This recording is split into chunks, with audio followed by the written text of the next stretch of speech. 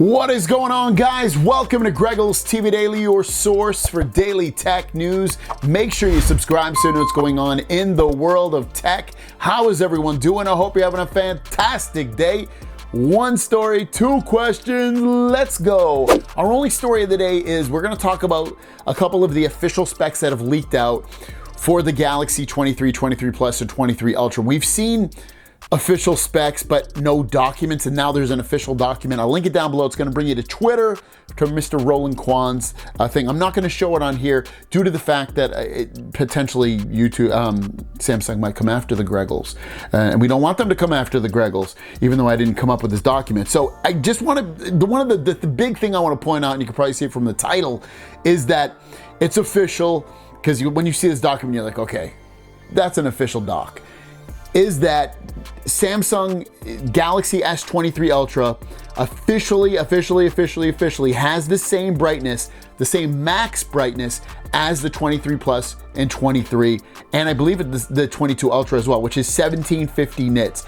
There's no extra nits added on that are magic that make the Ultra more bright or better in certain anything to it. So it's gonna be the same brightness everywhere, no matter what. Maximum brightness, 1750 nits, which is less than the iPhone 14 Pro Max, and the same as the 22 Ultra. The display says it comes with Vision Booster, but it comes with Vision Booster on the 23 Plus, 23, and 23 Ultra, all the same phones. Same super smooth 120 hertz refresh rate. The only differences between the displays is that the Plus version and the regular version are 1080p plus. The Ultra has full 2K on there.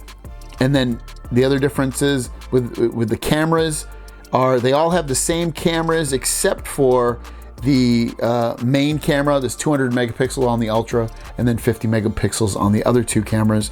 Batteries 5,000, 4,700, and 3,900.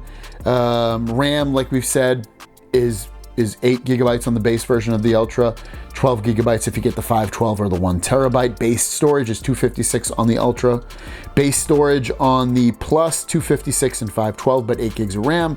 Base on the regular 23 is 8 gigs of RAM, 128, 256, and 512.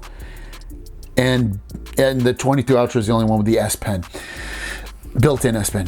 So I think that, again, the big takeaway from all of this is that we are getting the same brightness, basically the same display across the board except for resolution, which is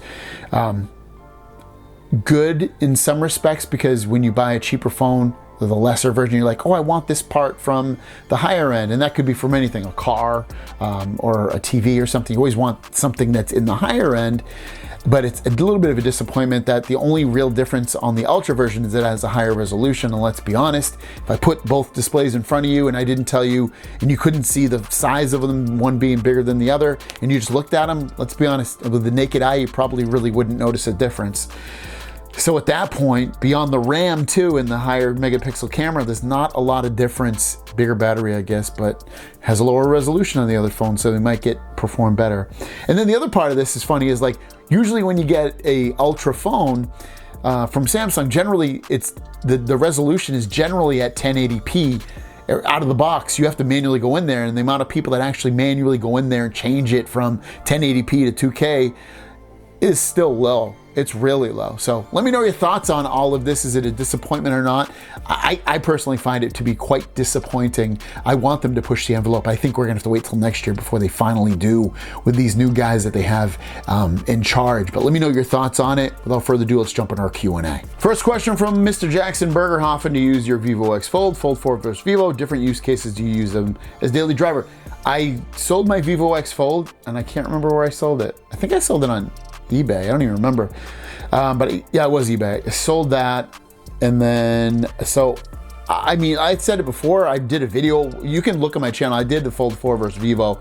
I would choose the Fold 4 just based off. I like the Fold 4's software better, but I like the hardware better on the Vivo. And our last question, New York's finest. Should I trade my 22 Ultra for the new Fold or wait for the Pixel that we have more information on the Fold?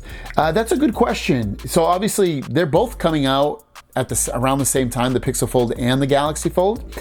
So I would obviously say wait keep your 22 Ultra until the Fold 5 comes out and the Pixel Fold, and decide at that point between those two phones. Thanks for watching. If you have any questions, leave them in the comments down below with the hashtag question. We'll answer it in tomorrow's video, and we'll see you down the road. Peace.